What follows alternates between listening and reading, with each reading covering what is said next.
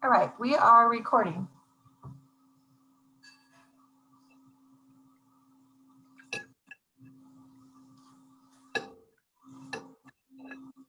Justin, you're on mute.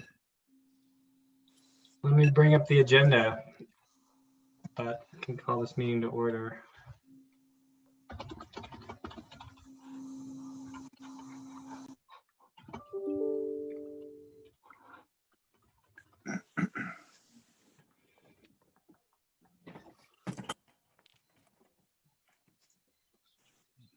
Word packet.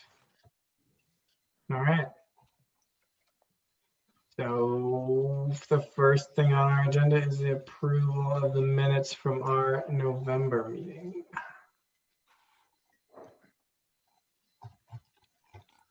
I move to approve. And I second that. Thanks. All in favor of, do we need to vote on this, or that just means we've approved the minutes once they're Yeah. seconded? I always forget. Yeah. Great. And then it looks like we don't have any members of the public for public participation. So that really brings us to the only item on our agenda, which is trying to move the our annual letter to council towards completion. So thanks everyone for your work on this. I think maybe it's worth just talking about at a high level the letter rather than the details, and then maybe we can get into the details. You know, I guess I'm not sure what tone we want to strike, because right now we sort of have a few different tones, I think. And I think part of the question is this are we telling council what we think they should do? Or are we, you know, I think it was framed to us as sort of what's the board's priorities for the next year, or what's the board excited about essentially. But I think a lot of our sections are more us telling council what we think they should be prioritizing or doing over the next year. And I don't know that that's a bad thing, but I guess I just wanted to make sure we're talking about that first, and if that's the way we want to go, or if you know, we want to try to bring it back to, you know, the board working with staff to sort of do these things rather than directing this at council. So I don't know if other folks have any thoughts on that. Well, we're an advisory board, right? We are an advisory board. You know, we're an advisory board, yeah, but I think the advice is often more to city staff than to council. Right. We seem to have more success in being able to move action with the city when we can propose topics and information that is actionable, that we can work with the city to move towards a solution in something. Does that make sense? Yeah. Yeah. But I guess I don't see that as being contrary to advising. This is a letter to city council, not a letter to staff. So I don't. Right. But I don't city see that council as- has to approve. They have to be on board with us moving forward with these topics. Well, yeah, and I think it also sort of gets at the level of detail in the letter. I mean, you know, I don't expect to sway council with this letter, honestly. Unfortunately, I think we are more likely to get things done by, yeah, when things are brought before us, trying to shape them before they get to council, which worked better in the past. and just maybe one point of clarification, Miriam, to your comment. And sort of as Susan was implying, as an advisory board to council, your primary job is to advise council on what they are considering. And so we have, in EAB in particular, tried to sort of stretch the bounds a little bit for the prerogatives of the board to initiate topics, but that's really kind of on a boundary, because usually you're more oriented, or the charter is designed for you to be more sort of responsive, reactive to what's brought to you. So I think that strategically, what you might be wanting to do with these letters are to tell council what you think they should be concerned about, as a way of them sort of signaling to staff, hey, I want you to be working on these things, so that it gives EAB more cover to sort of work on those topics. As opposed to saying to council, we as EAB want to work on these topics. You know what I mean? So we just have to always be a little bit cautious, because technically you're really supposed to be just an advising body to them on things going before them. I mean, So, perhaps it would be helpful for Susan and maybe Marty to understand the history of EAB and where we were a few years ago. And I think it'd be helpful to have Mike here as well to help describe this, because Justin is actually newer than Yeah. me or Mike. But the reality, there was a lot of frustration in EAB, I'd say 3 or 4 years ago, where they didn't feel like they had any impact at all. And the only thing that was happening is that they would get information at the last minute, and they would be allowed to review this information and give comment, but they didn't feel like they were having any impact and having no voice in the workings of city government. And so there's been a push over the last, I'd say 3 years, to make a change in how we interact with city council and make our voices heard a little bit more. And in this letter, this has been kind of the stepping point for us to say, this is what we're interested in, this is what we would like to work with the city on. And so far, we've been fairly successful in being allowed to do that. I think that's a great recap, Miriam.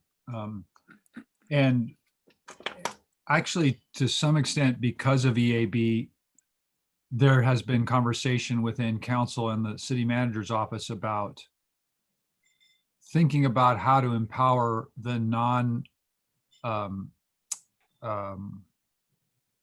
the boards that aren't the planning commission. I can't remember the right term, but the boards that have like a literal jurisdictional duty, but boards like Parks and Rec or EAB, how to give them a little bit more of an opportunity like that. So, so anyway, but back to the letter. And I think, Justin, you did a really nice job since the original invitation from council this year, which frankly was, in my view, a little bit peculiar, where it was asking you like, well, what did you like this year and what didn't you like? That I've never seen an invitation to the boards that was so sort of almost conversational, as opposed to, you know, like, what do you think we should be working on?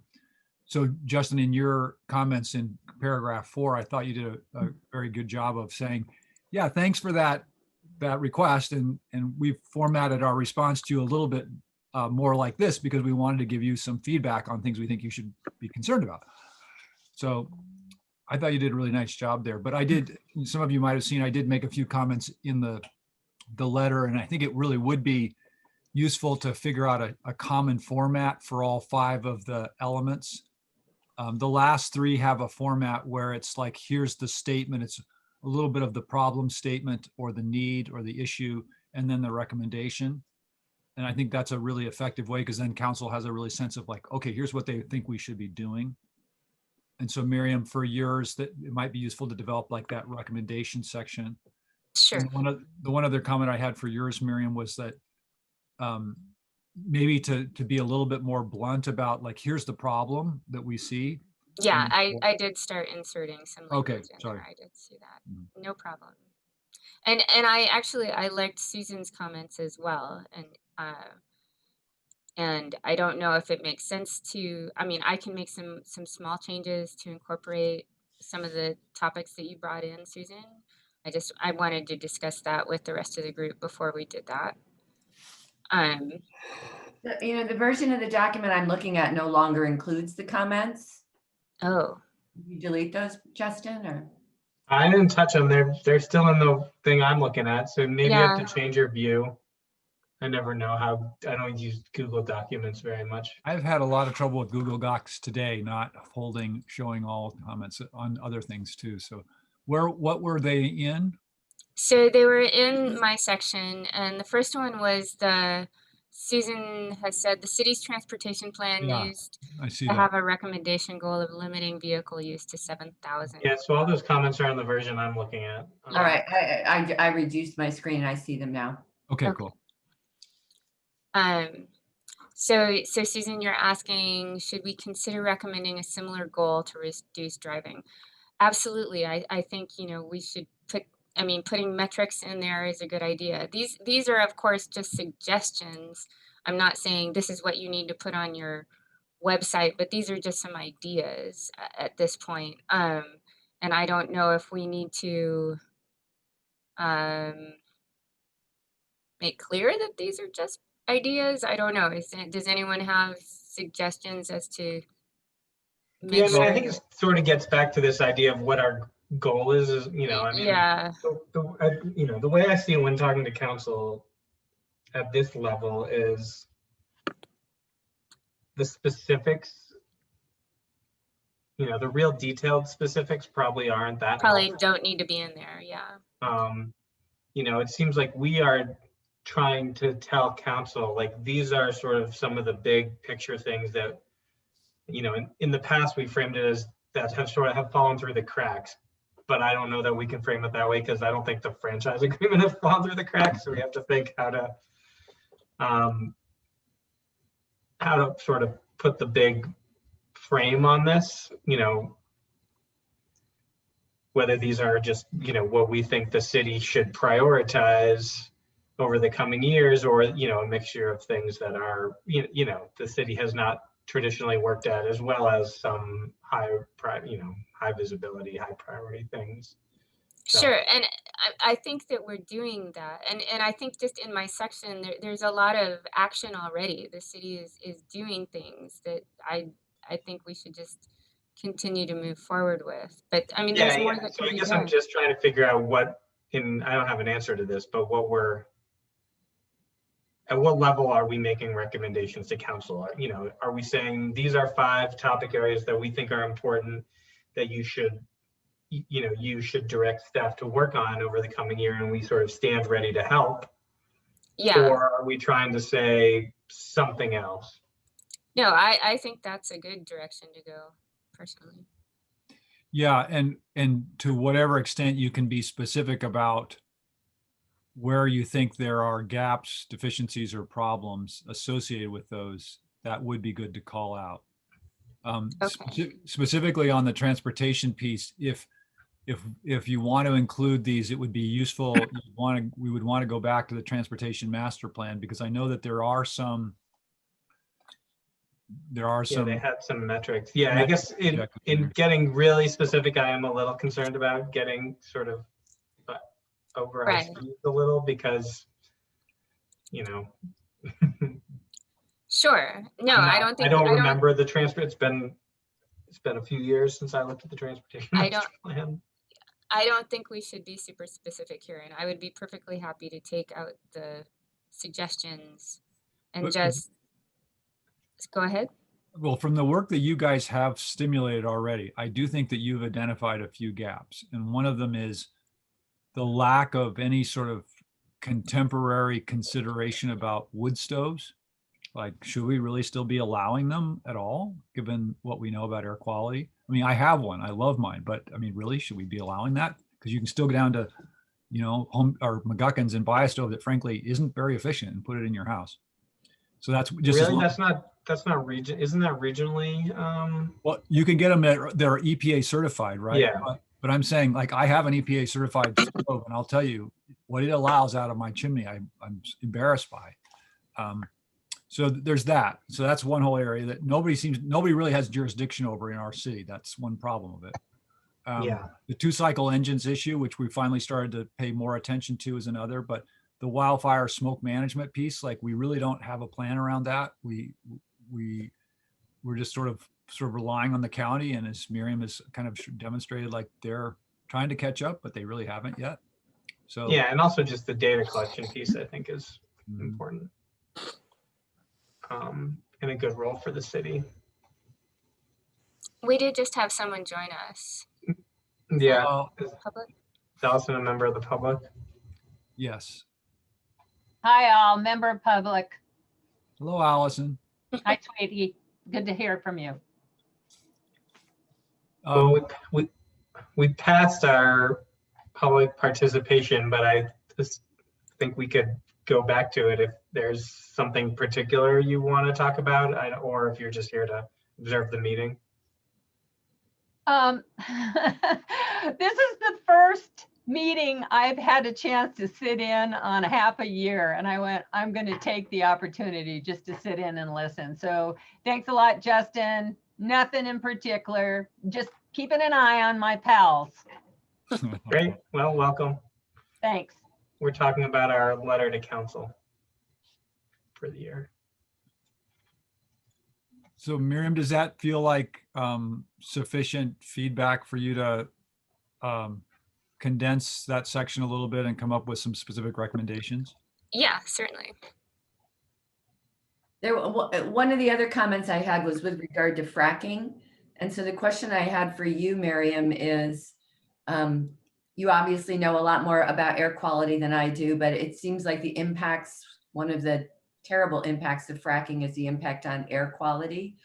And given that we have something like 111 fracking permits approved in Boulder County, and the fact that if the commissioners don't continue the restrictions in place, those are going to happen. So there is a very active group within Boulder County that I know of that is very active in trying to regulate oil and gas development as best as can be done through the state and county government. They give comment to the commission that's in charge of making these regulations, and I'm not sure that there's a whole lot that the city of Boulder can actually do.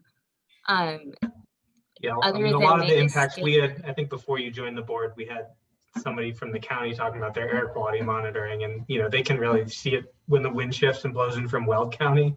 Right. So I think a lot of these impacts are things we have to deal with, but it can't necessarily control, unfortunately. Well, Not there from is a- Weld County, but if you have all of a sudden hundreds of fracking operations right here in Boulder County, and if Boulder, as the largest city in the county, is not at least proactively saying to the commissioners, please stand firm on this. I mean, granted, I'm an engineer, not a scientist. In engineering, we do Pareto analysis is to see what things are having the biggest impact. And I think if you looked at the impact of fracking relative to, say, wood burning stoves. It's very different pollution. Wood burning stoves are a particulate problem, and fracking is well, there might be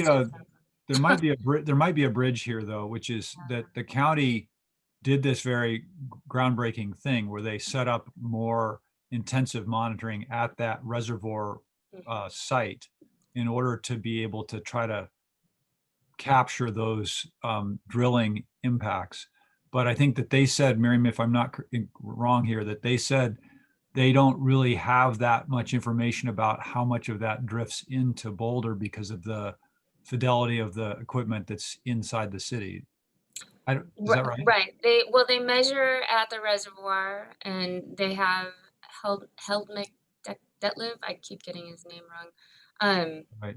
running all of the analyses and doing all of the studies associated with the monitoring that's out there. They bring his studies, they've posted it, that's available on the county's website for everyone to see. It's, the information that has been evaluated and developed to date is available from the county's website on this topic. Yes, And but there is an imminent issue right now, which is the restrictions to fracking in Boulder County that are in front of the county commissioners are about to expire. And if they expire, people will be able to move forward with those permits. And therefore, I think at least saying something to council about, hey, you need to support the county in continuing to ban fracking in deference to the impact it has to air quality, to me seems to be important. I'm not talking about the current situation in Weld County or the monitoring at Boulder Boulder Reservoir, I'm talking about an imminent situation right now. I understand. And I don't know for sure that city council isn't addressing this. I don't know. Brett, do you have any information about that? Well, again, I think this might be a place where this could be one of the bullet points in their recommendations, depending on how the board chooses to approach the issue. But you could say, we clearly, I mean, I think you've been saying in the piece that the way you frame this, like we have problems. We've got problems around particulates already from wildfire. We've got problems around Ozone. ozone. That there are also other imminent threats potentially from oil and gas development, and that if the board chose to say this, to say something like, you know, we encourage you to let the county know or represent our concerns about any further degradation of air quality caused by allowing more oil and gas development. Okay. We can, That's consistent with what I would recommend. okay. Yeah, I'm supportive of that. Marty? No, I agree with that. I think they are different issues, of course, between the environmental degradation from fracking and that related to fires and smoke related. And again, I'm a little bit less concerned about the wood burning stoves because that's a pretty small fraction of the population that uses those. But more generally, I think there are different categories of concerns. So in this sense, I think I lean a little bit more on keeping them separate because they require separate solutions and separate considerations. So lumping them together, I don't think simplifies things. I think it complicates things.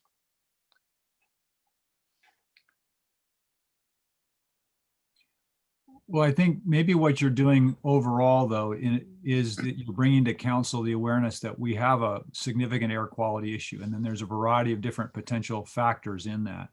I agree with that. And I'm just looking, I'm kind of typing as we're talking. I'm sorry, I seem distracted, but I'm working on the draft.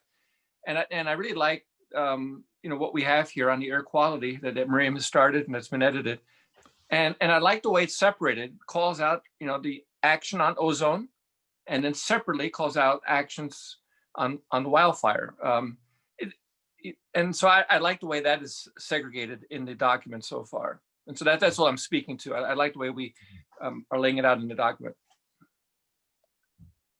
Related to ozone is oil and gas development. And so I think that we can put that statement in that section specifically.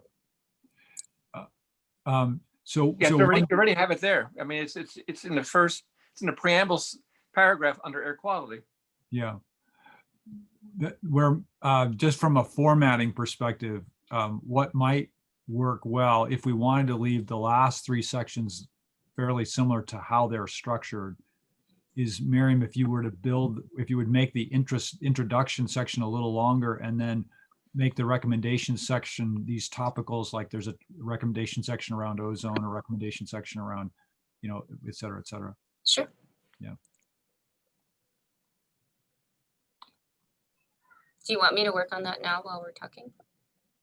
Well, if you are so adept in that way. Justin, you're on mute. Sorry, I mean, I guess I don't think you have to, if like Brett said, but if you're able to, great. If not, I think we have a few days to finalize this. Punch this out, okay. I'm gonna give myself a note though to stick that in, okay? Okay.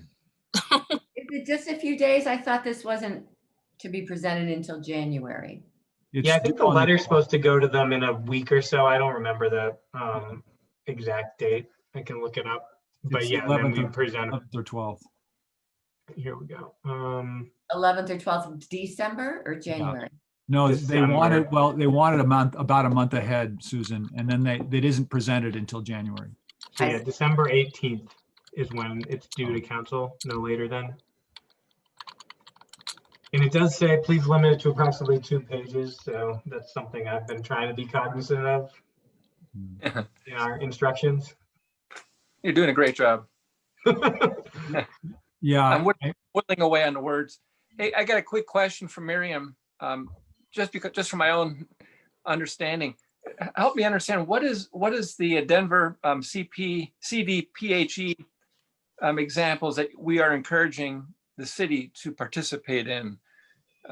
Maybe everyone else understands. I'm a little bit in the dark on that. So CDPHE, oh, sorry. I'm not muted. You're unmuted. Yeah, we can hear you. Colorado Department of Public Health and Environment has a lot of information on their website about things that people can do to address the ozone problem. There's a whole group, a whole area that's focused on the ozone problem at CDPHE. And part of what they try to work on, and I think this is also part of, I think the RAC or the regional group is actually also working on this. But they, the simple steps for better air is actually a CDPHE sort of website that it takes you straight to that. Here, I'm going to click to it and tell you where it goes. Miriam, just a suggestion, maybe you could hyperlink the Yeah, CDPHE thanks. That's examples, just so as exactly. council's reading it, they could just go educate themselves if they Yeah. wanted to. Yeah. That's all I wanted to go to. Thanks, Susan. That's it. Okay. And I want to be clear here that we agree on this. It sounds like, I really like what she laid out there as a template program, which comes from the Love My Air, What Can We Do? And you cut and pasted a couple of bullets. It's really simple. It's clear. Right. I really like that. I just added language a little bit here that I say for instance, to Denver, Love My Air, What Can You Do? Is a template for a program we recommend. Yeah. Is that fair to say? Let's just be affirmative if we agree on that. And let's just say we recommend, and here it is. Here are the best practices that this program lays out. Well, I think the group is suggesting that I get rid of the bullets there. Oh, I like it. Okay. I like it because it's so simple to absorb, and the message is a quick take home. They don't have to go to a link and follow along to hear it. Look how simple this is. Right, but I understand. But what Justin has suggested is that we present the problem and present a recommendation as opposed to providing the solution. I think that's right, Marty. I think it gets the council off into the weeds a little bit if we go too far that way. What I am wondering, Miriam, just to be clear, do you think the city should be standing up a website or a part of a website like the one that Denver has done? Is that the recommendation? Yes, Okay. Yeah. So I think being really clear about that. And I develop a think that, website. and that's where I think, in your presentations and stuff, you basically said, look, I've been to the places that we would think to go as a citizen here, and I don't get access to the information that we need. That's the kind of problem statement I think we should have in there. And therefore, I would recommend we recommend that you stand up something like this within the city's website structure or what have you. That sounds good. Yep, I'm fine with that. For brevity's sake, giving the link, but certainly making the clear statement that we recommend. Yeah. And also I added, and I don't know, I want to make sure I'm not overreaching here with you, Miriam, and what the rest of the board thinks. In the sentence that follows your list, I changed that a little bit to say, EAB believes that the city will have a significant impact on improving citizen health and resilience by encouraging the community to exercise these simple practices. In other words, we recognize there's low-hanging fruit here, and we think you'll have a positive effect on your community, on the citizens of the community, if you do Yes. these simple things. So I Yes, just changed that language to be affirmatory. Fine. Okay. If So you're I okay think- with that, great. I think we've given Miriam a lot of feedback. Mhm. I had one other, sorry, Brett. No, go ahead, Susan. Because one of the things that you impressed upon me, Miriam, in the presentation that you did on air quality was just like letting people know what the air quality was on any given day was so important. And so I went to the city website just to kind of see where those metrics show up, and I couldn't find them really anywhere. They don't. No, they So don't. a recommendation would be either, at a minimum on the Boulder Measures page, but ideally on the homepage, right next to weather is where it ought to be. Right. And in reality, See Susan, that reflected here. Brett has allowed me to give the presentation to the city staff, and he's allowed me to give the presentation to county as well. And I think there is action happening because of that presentation. But I think it doesn't hurt to make sure that you deliver that message all the way to the top too. Okay. Yeah, I'd echo that. I think the data stuff is probably it seems like one of the easiest things for the city itself to do. I mean, getting fracking emissions under control, or, we're not going to stop wildfires as a city, but they can at least get good data. And I mean, the Denver program of having monitoring at schools just seems so elegant to me. Oh, it's genius. Genius. And it's not a lot of money, and it's easy, and you're getting the kids involved, and you're dealing with these high risk, target communities. So I mean, I just think something like that seems like it should be a no-brainer for the city. Yeah, like Marty said, kind of a low-hanging fruit. Yeah, you'd think so. I mean, are those purple air things a couple $100 each? Yep, they're cheap. But county doesn't like them. Who cares? Well, I know. As we discussed, I mean, the technology's gone beyond their concerns. Like they Right. can't really control it anymore. Well, I mean, I've realized since then that like some friends of mine who live in the Bay Area have them. So Have them. Tons of people have them. Yeah, There's tons of them exactly. in Boulder Apes I even. know. I mean, you see more and more in the city after this summer. Yep. All right, so let's go to the next section around the settlement agreement.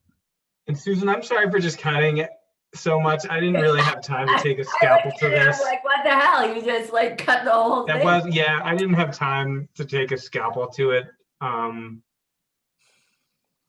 So it's not a reflection of your work. It was more just saying like, this is what I think. It was just way more detail than we can have in a letter to council and still expect them to read it. So I think maybe one of I the can ways, certainly understand that. I guess let me, so as a part of doing this, I got deep down into the weeds on the energy partnership agreement, which is part of the settlement agreement.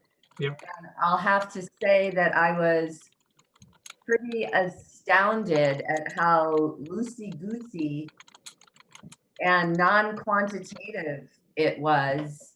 And like somebody came up with a list of things we might be able to do. There are criteria established, but there's nothing quantitative relative to the criteria.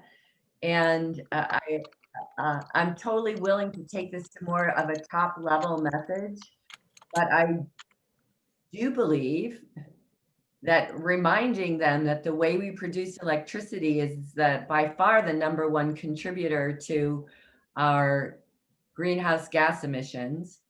And that #2, if we're going to electrify more, both our transportation and our building systems, that sourcing that electrification with dirty electricity is only going to make the problem worse. Just means they got to be super serious about this energy partnership agreement. And from what I could see in digesting it, it's something written by Excel, well, not for the benefit of Boulder. a couple of things, Susan. So one, just in terms of format, I would look at section 3, the section that was written on regenerative ecosystems, or section 5, Marty's piece. Either of those as a kind of structure and length to be trying to work towards. Mhm. So that's one. The second thing is just on the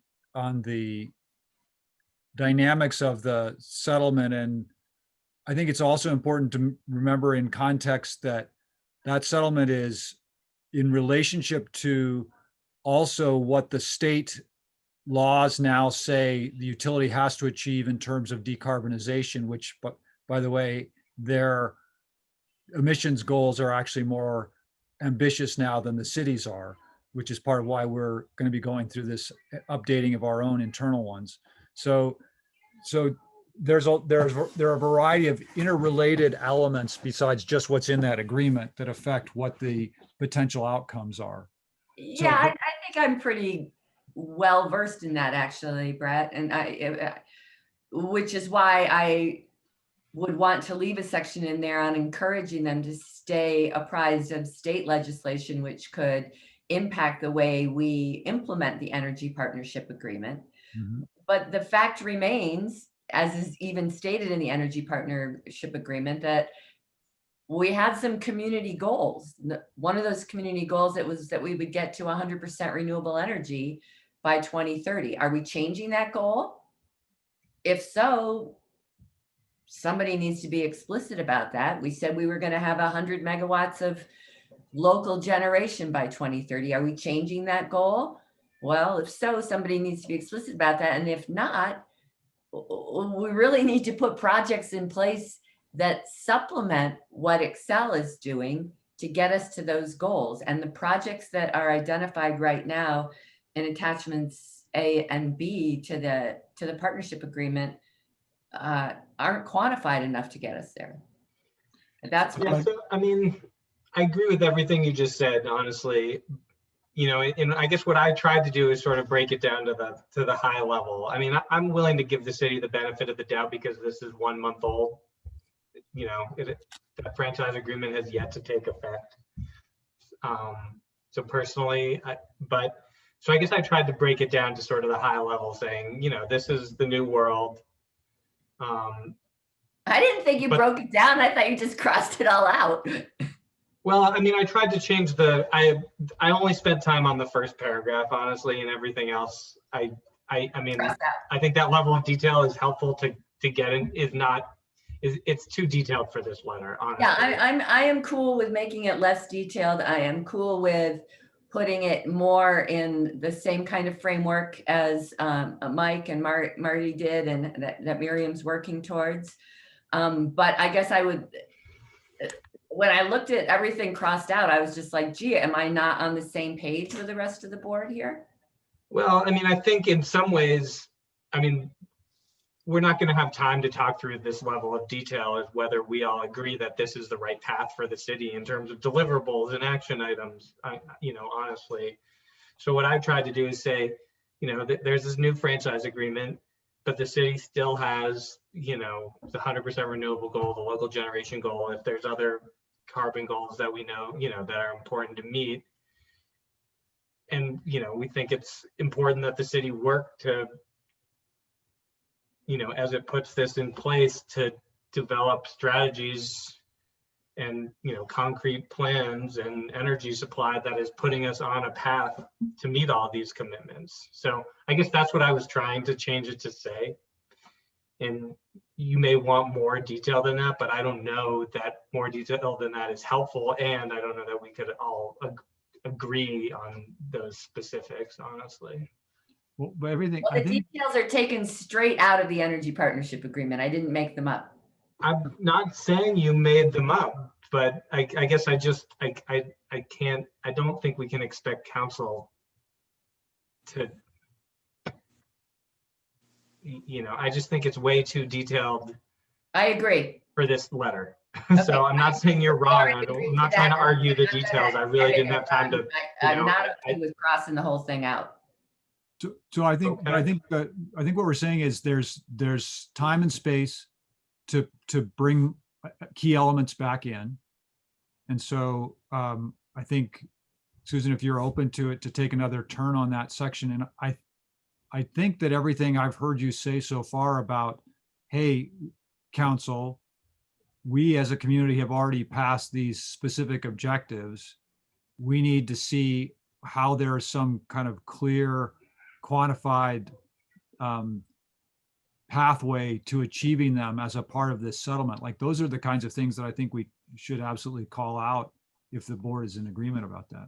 Yeah, and I guess that's what I was trying to do, to focus it on those, what are the high level things that similar to what we talked about with Miriam's, what are the high level things that we think the city needs to prioritize as it puts this, as it implements the settlement agreement over the coming year.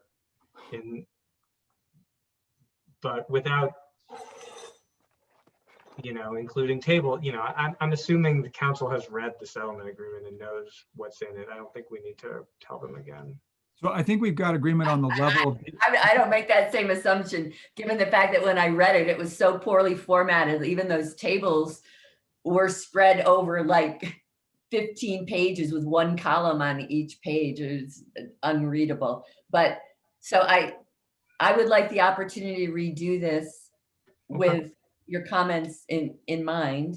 I would like some insight. I mean, is there discussion in the city, Brett, about changing these community goals? yes, well, updating for sure. So the staff is in the midst right now of laying out a process to review and update our climate goals. Partly because, as we noted, they are out of date to even the state's efforts. And so we've been in a bit of a spin around this, around how to do that in a way that has the kind of community engagement that we would like to have while we're still in the COVID period of time, and yet knowing we need to get something out there. So we're currently on council's agenda. And I'm glad you brought this up because I was going to mention this later anyway. We're currently on council's agenda to do a presentation on the climate action plan and our updated goals in May. So there will be, so we're in the midst of starting to outline a document, a community climate action plan document that we hope to have out for initial review, and EAB will be one of the first places that we bring it, probably sometime in later February. So that's a place where we'll start to talk about, in addition, among other things, updating our goals and targets. Okay, well, a couple of things to note, I guess. The fact that our community goals are more stringent than the state level goals, I don't think that's a problem. If they were less, that would be a problem, but. No, they are less, actually. They're On less. carbon, they're less right now. They are? Yeah. Huh, I'll have to. Not on the renewable ones that you've pointed out, I think, are the ones that are inconsistent with the franchise agreement. But yeah, the carbon piece is the state, at least as it relates to the electric sector. We're 80% by 2050. I think the state's 80% by 2045. So Well, the second point I wanted to make was, in the energy partnership agreement, there's discussion about bridging the gap between Excel's 65 to 70% renewable energy and the community goal of 100%. So it's already in the language. I guess I just want to emphasize to council that we need to really implement this agreement in such a way that the advisory board gets put in place, which includes community membership, and that in particular, I just got to tell you, those lists of projects were like somebody made up over their lunch hour while they were eating a sandwich. They're like, there's nothing like, they weren't prioritized in any particular way. It's just kind of a laundry list. And things like Alpine Balsam don't even make it into attachment A, which are the things they're going to implement in the next 5 years. yeah, I mean, again, remembering the whole process of putting together that proposal happened really fast. It Yeah. wasn't, and that's part of the reason a lot of people are up. I wanted to get it on the ballot. Well, they weren't the only one that did. So anyway, but that's, so totally agree. And I think that the feedback to council about like, okay, so now that we're going this way, what's the sort of systematic structured process that makes sure we're going to get where we say we want to go? Just a comment here, and I really appreciate, Susan, what you've done. I would have benefited, and I still will benefit, if you can give us a presentation of your understanding of this, because you clearly understand it and you've taken a lot of time and effort. And so this, as everyone else is saying, is a bit much to feed in our annual letter, but it's really a lot for us that we need to understand better on the board. So hopefully we'll be able to come back to this, Susan, and absorb what you've learned, and I'll learn hopefully from what you've got. What I get a sense of, and correct me if I'm wrong, and I'm playing with your section here a little bit as we're talking, is you're actually, and I think where you're going, if I understand this right, you're actually asking and advocating that the city go beyond the Excel settlement agreement. That it's always been the EAB's view that we would achieve full renewable, because we feel that unless you do go to that, we'll always fall short of sustainability. And we are concerned that the settlement agreement leaves us short of the EAB priority that's always been part of the EAB priorities, I understand it, to be a fully sustainable green community. And so we don't want to back off from that. And we want to recommend to the city that they go beyond the Excel settlement agreement. Is that kind of where you're going? Well, actually, so the settlement agreement, it has several parts. First of all, the settlement agreement is the franchise agreement, and then it's the partnership agreement. And the partnership agreement really details how things are going to go going forward, and supposedly how we're going to bridge the gap between what we're going to get from Excel and what the community's goals are. It's just that it's so sketchy. And as Brett said, I know it was written very quickly. And yeah, so what I'm hoping that we will advocate for is taking this sketchy document and putting some meat on the skeleton there, basically. Yeah, And I'm totally down with redoing this section and making it more consistent with the other sections, but I guess I need to know if the board agrees with that. yeah, Well, I think, let me just come back to my point real quick and then let Justin follow me up here. I agree that that EAB, at least my sense of my view of what EAB should be advocating for, is a sustainable community in terms of our energy needs, energy uses. And we believe that the settlement agreement as now consummated brings us a bit short of what our goals had been, our vision had been, let's put it that way. And so this is why I want to come back and say, do we agree as an EAB to recommend to the city that they look even beyond the settlement agreement milestones that they have for reductions in emissions and so forth, and renewable productions, that they seek higher goals that we've always had, and also that they should be aware that EAB is paying attention, that EAB is holding the city to a high standard, and that we don't believe that the standard being lowered, if we think it's being lowered much, and I think it is your point, by the settlement agreement, that they can get off the hook on that we as an EAB are going to hold them to a higher standard.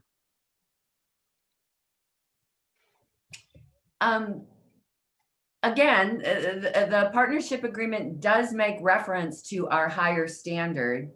It just doesn't give a lot of confidence that there are real plans and projects in place to get there. Okay, so let me stop you there. So how can you articulate that succinctly and maybe even recommend a plan or something? I don't know if we're able to do that in such short notice, a bridge to making that achievable.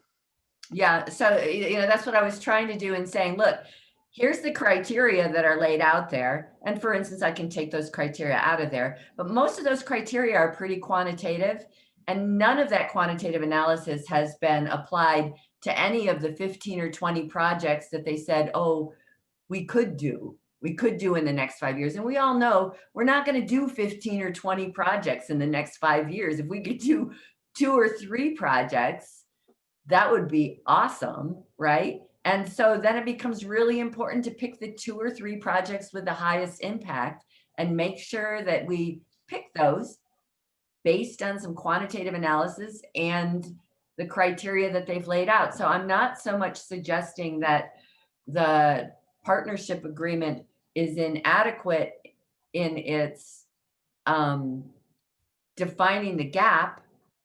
It's inadequate in its really identifying which projects will fill that gap and putting due dates and dollars and timelines in place to get there. It's just super sketch. And so Well, that's what I would like to say to council. I think if we can just sketch an awareness that there's this challenge that the city has, and EAB would be happy to work with the city to identify those low-hanging fruit, 2 or 3 best activities that can achieve the goals into 2021. I mean, this is going to be a long-term thing. It ain't just a 2021 situation, but putting it out now is a great calling card to, hey, EAB is ready, willing, we're standing here to help. Here's, we're aware of the challenge the city has. We don't have firm recommendations. Maybe at this point it's premature. We have to study the matter more. And we want to be engaged with the city going forward. That might be adequate. That could be 2 paragraphs, but it shows the city that we are on board. We are paying attention. We want to be there as a resource for the city. We want to work and have a dialogue with them. That'd be Yeah, I mean, adequate. Thanks, Mark. That's I mean, good. my- That's good my feedback. I'll lay it suggestion out is- like that. Yeah, I mean, my suggestion would be, I mean, settlement agreements in general are sort of high-level frameworks, and the rubber meets the road as you implement them. I mean, so my suggestion would be that we just recommend the city, as it implements the settlement agreement, to ensure that the city is meeting its, filling this gap between the renewable energy and the settlement agreement and Excel's goals and the city's goals, that it is, I guess I don't want, I think it's fine to say that it's based on metrics, but, often, I guess I'm more concerned that the city's implementing it in a transparent way with with adequate community input. And Yeah, which is another point that I've made in there that that hasn't exactly been a part of the process so far. So yeah, but I so, can say that. I mean, I think if we could make those like couple points, that would be great. And that's something that I would certainly support. Great. I'll do that.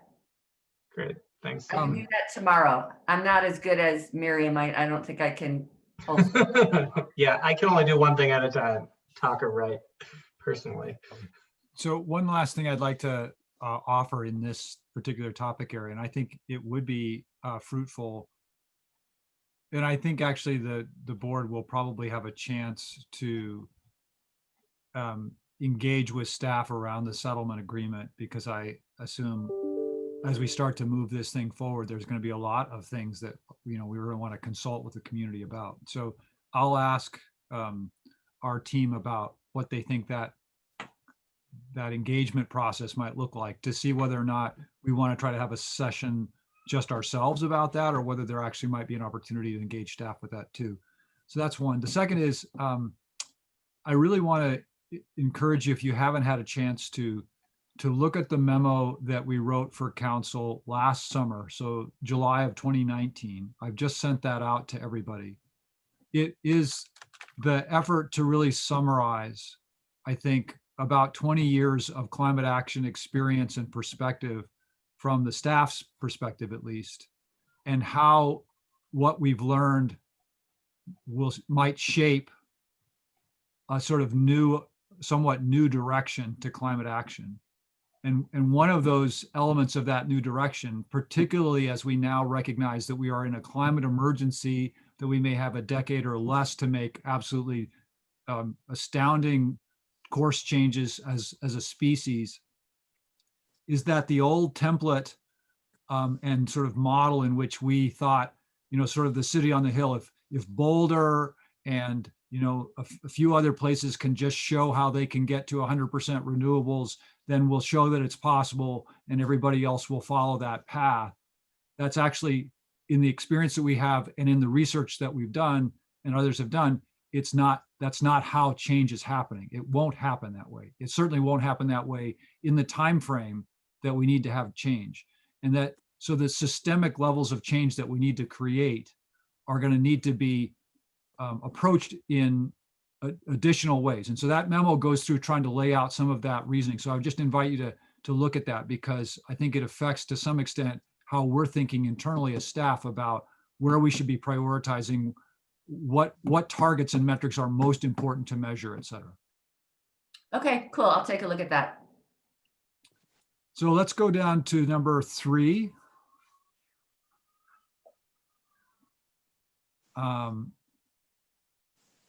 And this is Marty's.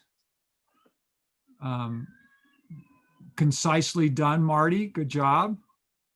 Less is more. It took me much more time to write a lesser amount. You saw my one suggestion there of maybe replacing forests for timber or timber for forest. Yeah, I got it. I'm good with that. Forest. Timber's good. Timber's good. No, I'm totally, I mean, it's an obvious item, given what's happened in the last 2 years for that matter. So I think this is the time for us to step up and say, hey, we were maybe lucky. We've dodged a bullet in Boulder. There's no guarantee. In fact, there's little doubt that we're going to eventually be in the crosshairs of the next fire. It's just a matter of time. And so we better get ourselves ready rather than be proactive rather than reactive. Reactive is just going to be horrible. So proactive is where we want to be. That's what this is about. Yeah. And is this something, this isn't an area that I know a lot about. I guess I'm just wondering, I assume the city and open space and mountain parks spends a lot of time and effort on this, Brett. And I guess I'm just wondering are there things we could point to in this letter that the city's doing? I guess I just want to make sure we're not. Yeah.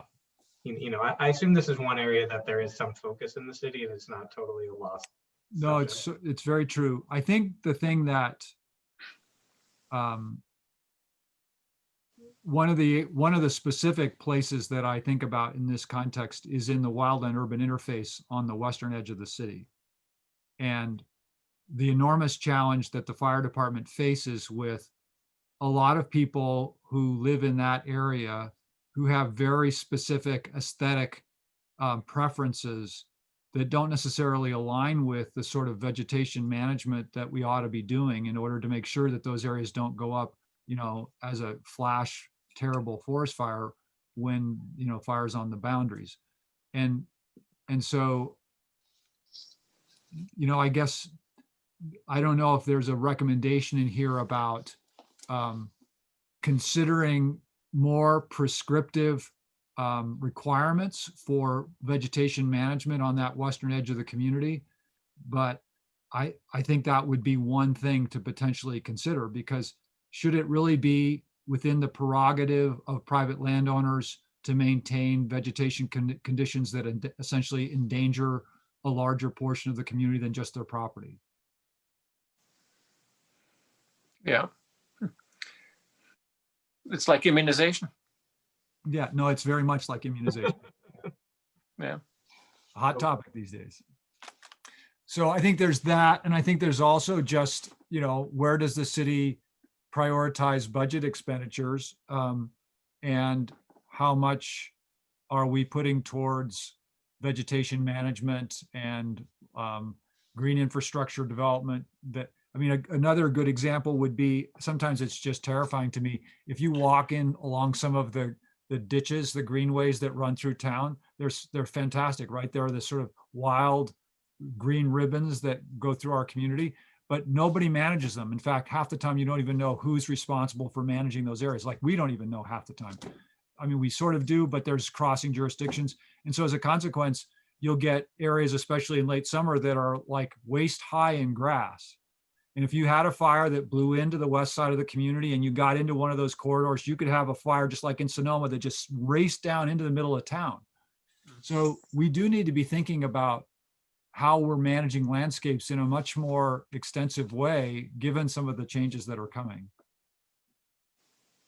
So specifically calling out, I'm sorry, Mike's not here because he's on the Greenways Committee, but I think the greenways are especially important and an area of some ambiguity right now that I think more attention probably ought to be paid to, because they have a significant benefit and effect on a lot of things: biodiversity, urban heat, but also these fire risks.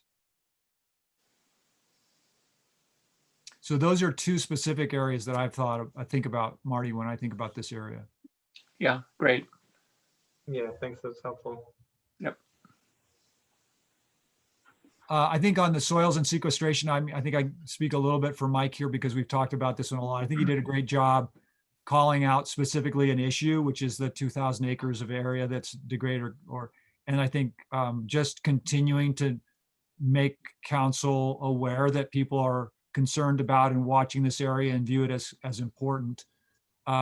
What isn't said here that could be said is that that the sequestration potentials of land management here could be relatively significant and make us a substantive contribution to our overall climate objectives. It's sort of implied, it isn't really called out so specifically. I would say one of the things I want to see us do as staff is to start quantifying what those emissions or those carbon capture potentials are, so that we have some sense of the scale of that, and maybe calling out the need for, or the value of knowing what the potential of this as a climate action could be useful. It sort of provides more direction to staff, like, yeah, you should do that. Please get that done.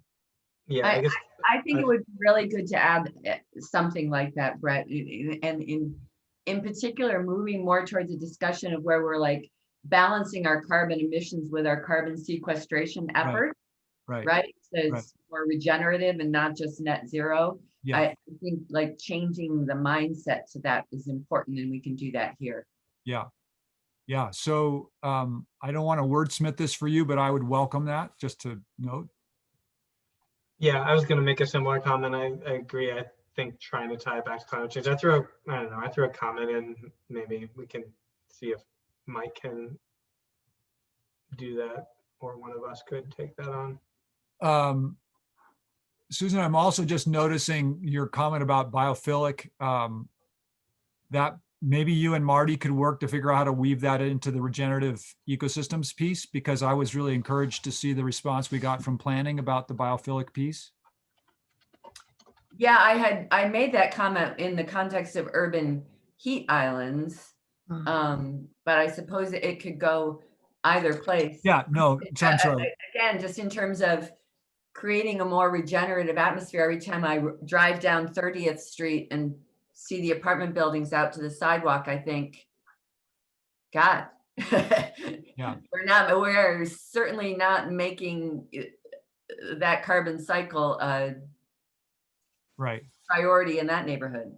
I thought that was a good point you raised, in the recommendation on the urban heat island, Mike's section 5, he, and I've just been wordsmithing it a little bit here, specifically the city invests in formulating a decadal scale urban heat island plan. You could follow that with an example, like you just mentioned about biophilic, could be one element of such a plan. And maybe you can add that sentence or two there.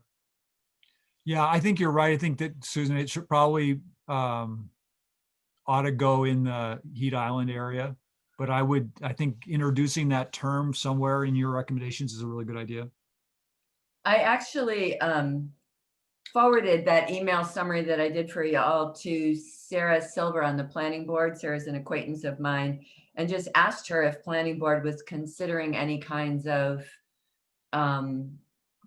urban planning, environmental considerations beyond, say, our green building code, which is now like 30 years old. Right. But I haven't heard back from her yet. I just did that yesterday, I think. Well, Susan, thank you for doing that. I think that's it's an interesting point of intersection with the planning board.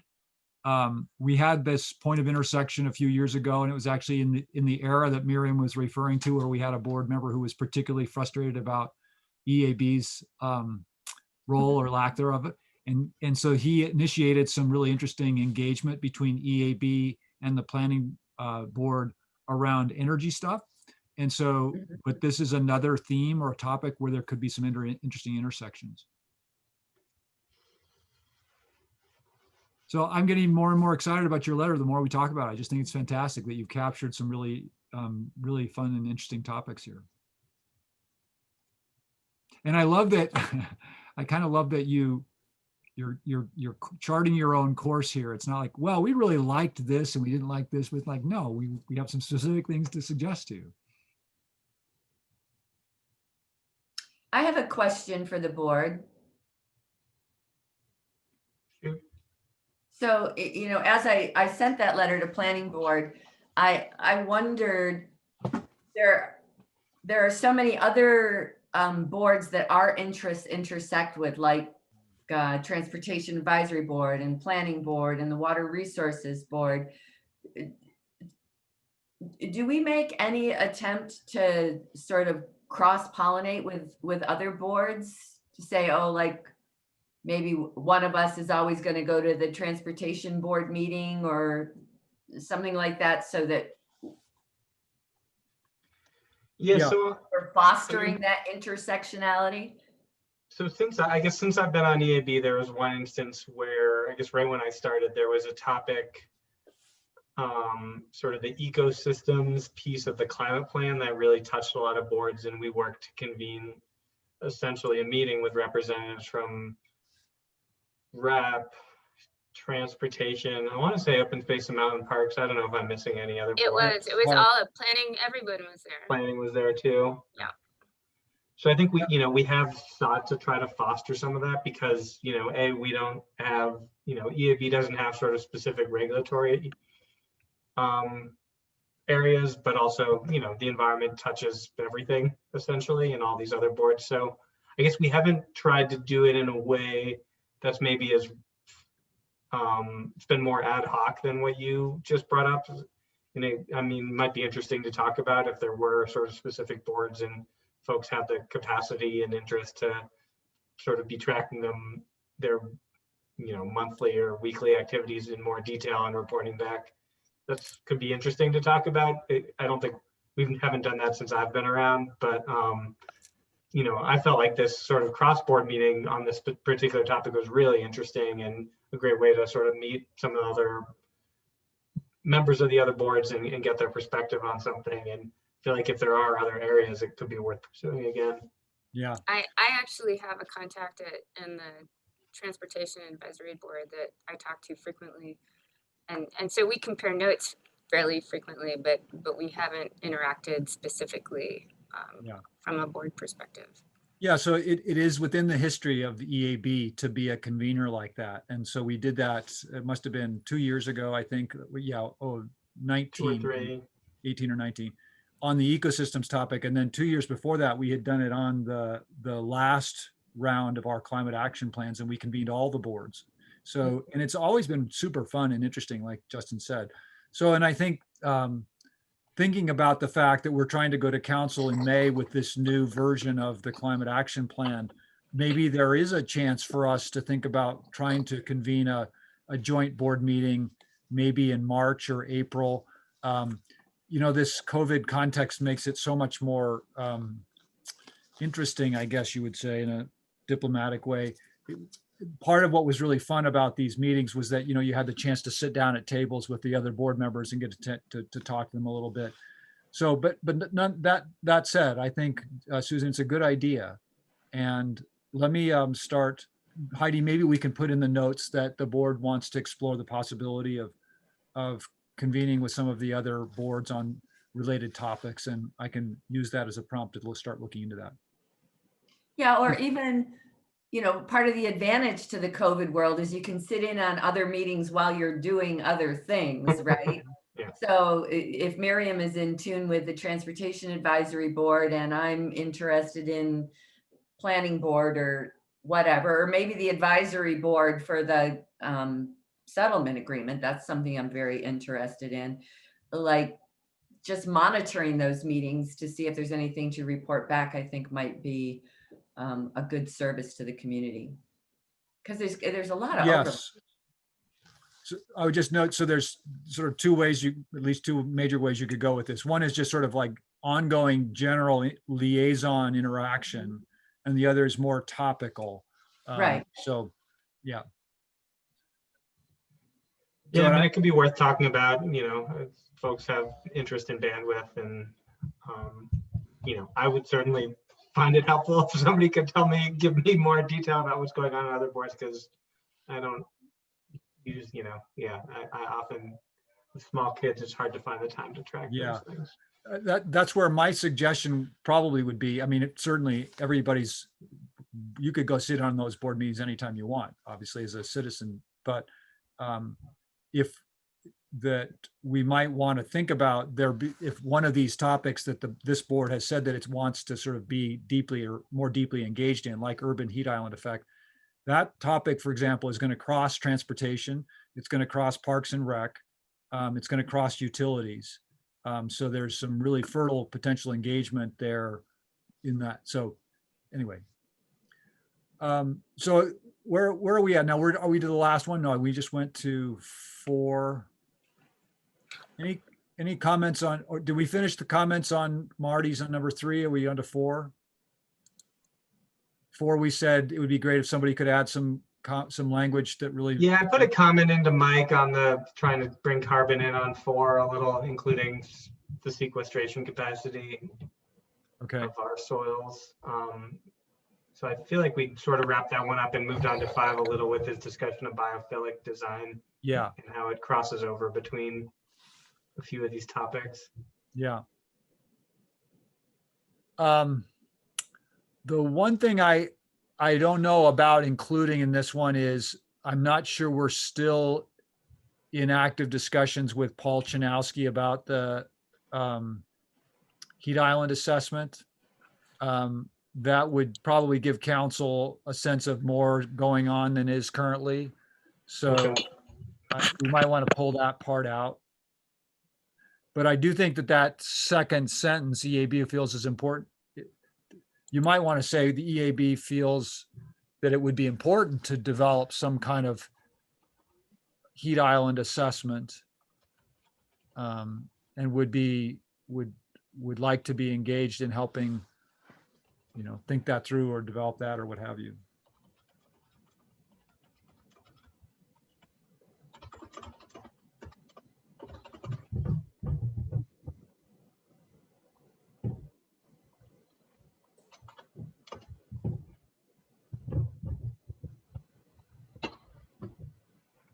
All right, I'll try to edit that one on the fly.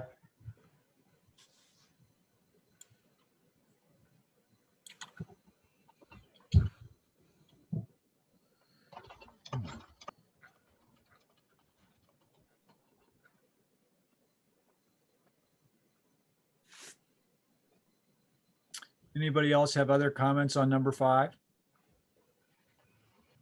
Again, just I thought it was, real I quick. thought it was, oh, sorry, go ahead, Barney. Yeah, no, I liked it actually too. The recommendation, I just tinkered the language.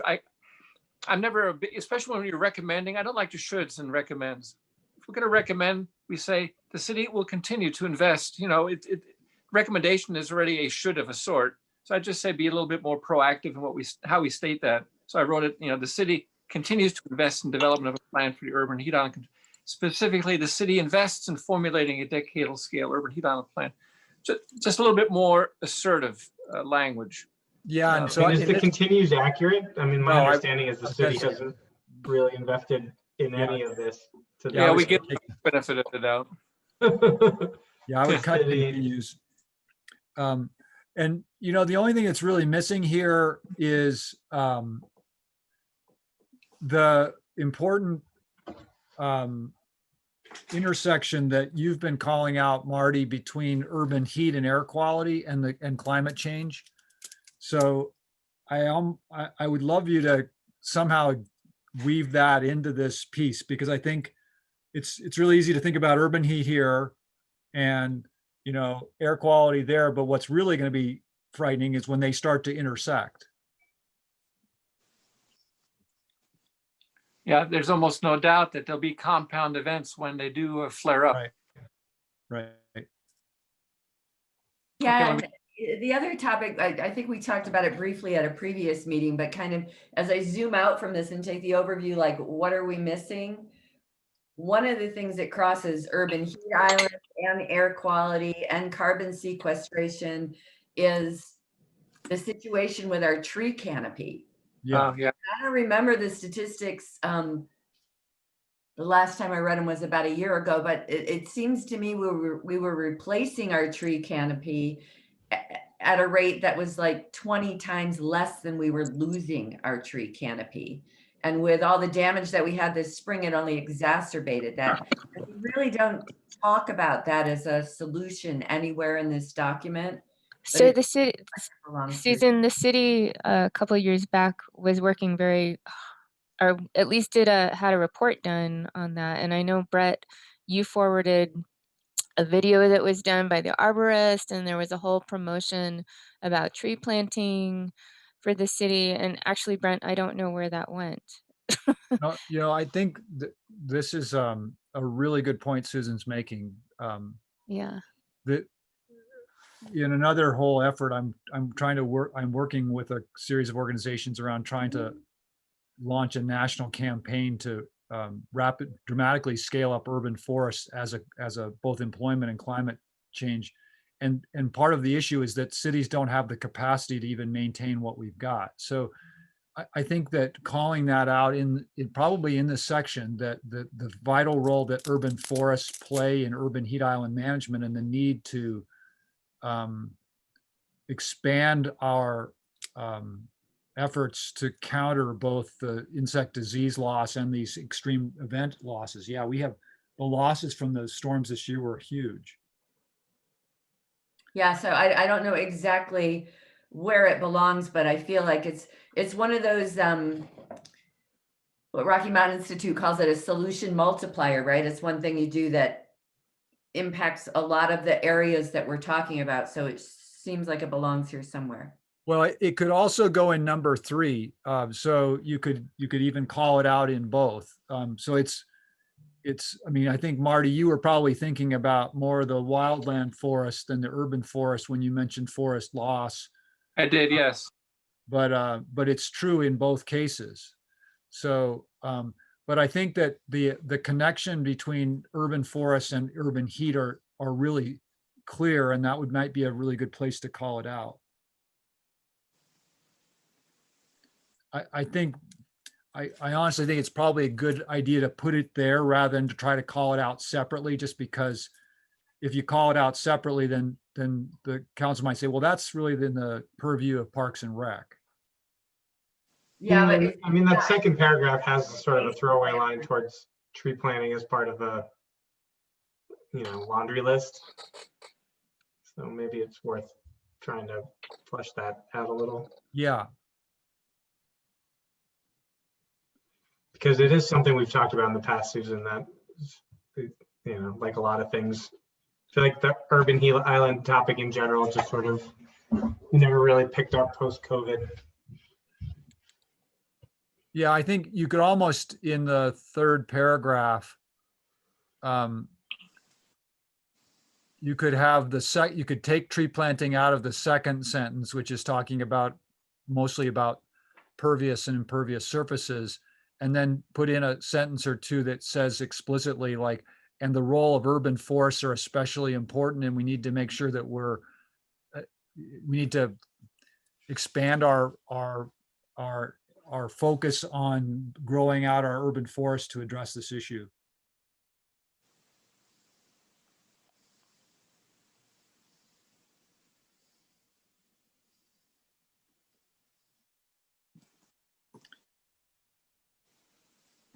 So shall we set because I know in my world these days, if I don't have very clear specific deadlines, I'll put it in the pile, and then the pile will get bigger than I could ever find the thing again. So should we set a sort of a date sooner than that December 18th to try to get all the edits in?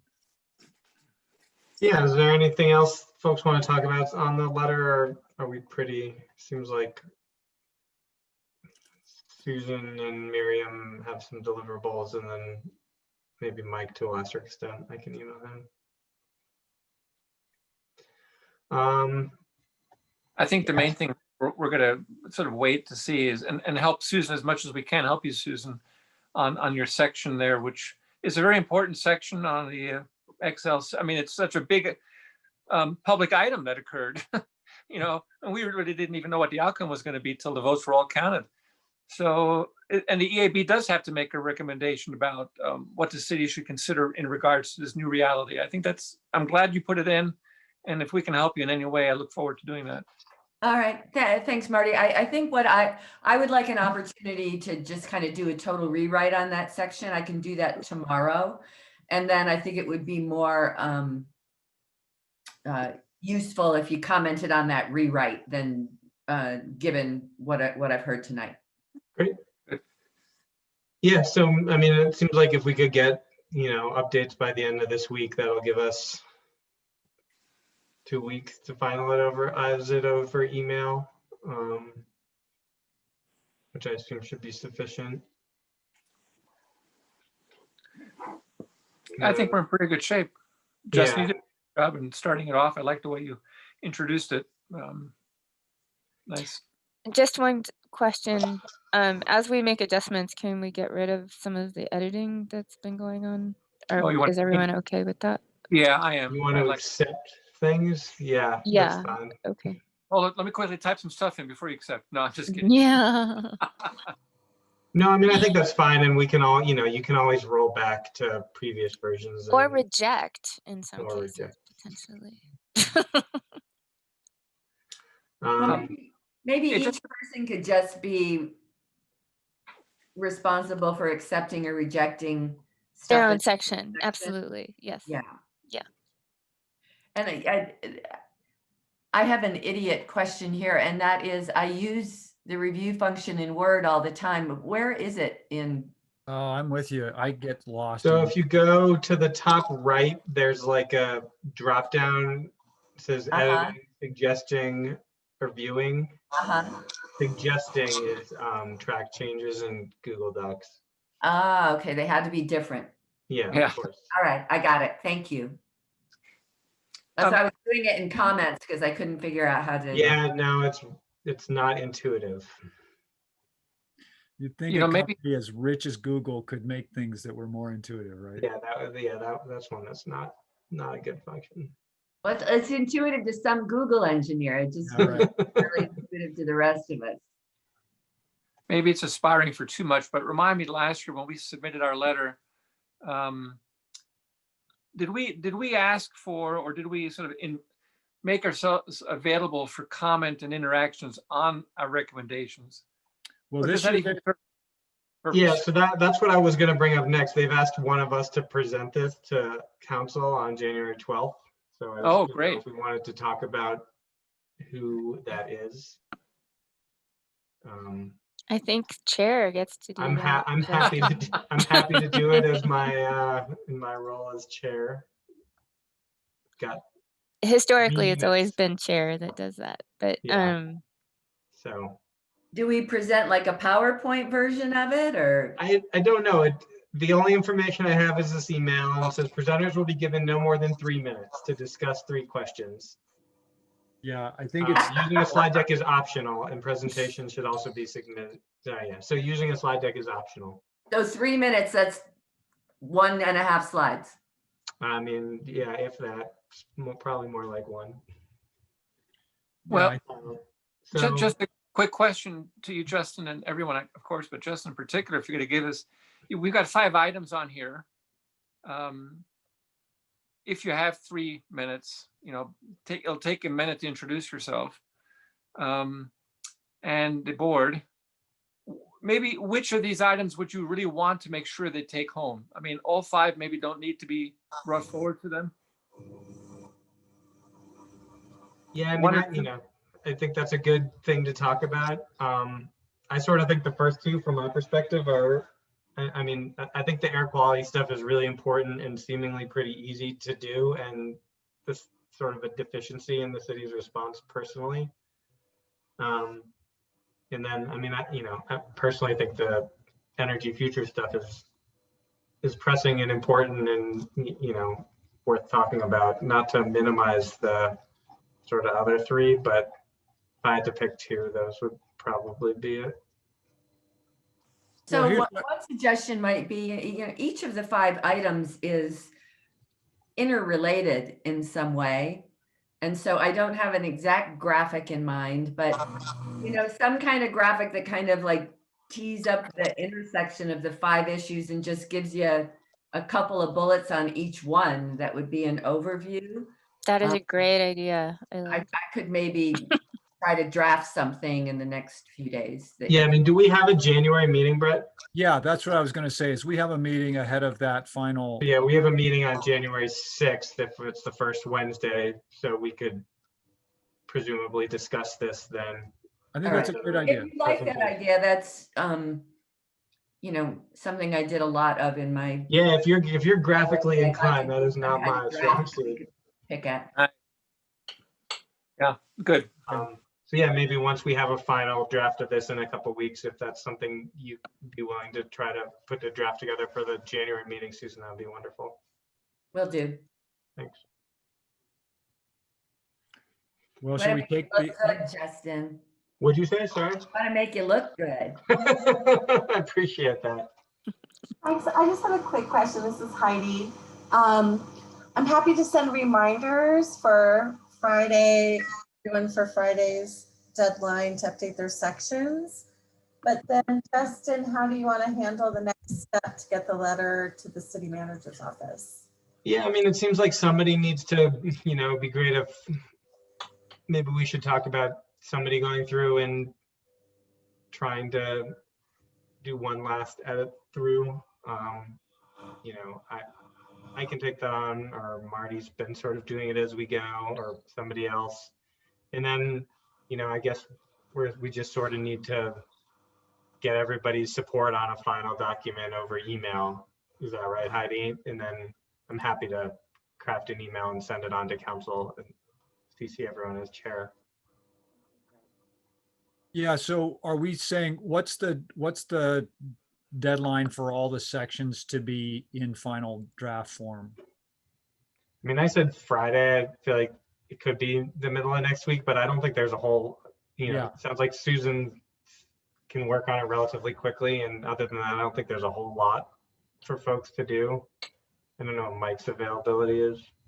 Yeah, I think that's right. I think it's a few sentences here and there for the rest of it. And so I like the idea of making Friday the deadline. And then Justin, you would do the final edit Yeah, I run. mean, I could try to, just, make sure we're talking as one voice. I think it's pretty good at that, but formatted correctly and by the middle of next week. And then that would give us, sort of a week to get everybody's final buy-in. That sounds good. Why don't we say,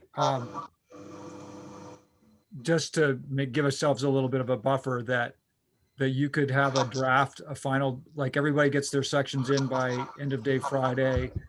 You get a draft back out to everybody by Wednesday, the 9th, asking for people to give final comments by Friday, the 11th. Yep. Yeah, and then that would give us a week to finalize it and get everyone's support. Well, theoretically, we'd have everybody signed off by the 11th, and we would just have a little slush room in there to get it in. That works.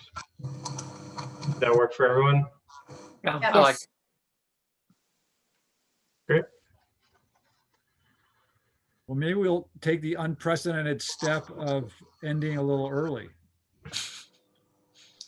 I second that motion. All right. Have a great holidays, everybody. Okay, talk to you Thank soon, you, guys. you too. Really I don't great know work, that- everyone. Thank I you. don't know that we'll ever meet in person again, but it'd be nice. All Yeah, are right. we the first board that's gonna get the vaccinations, or do other boards have precedence? Soon the city is procuring, vaccines for all board members. Yeah, right. Very essential. Yeah. All All right, right. Thank you, All right. everybody. Merry Christmas. Merry Yeah, Christmas. bye. You too. Bye.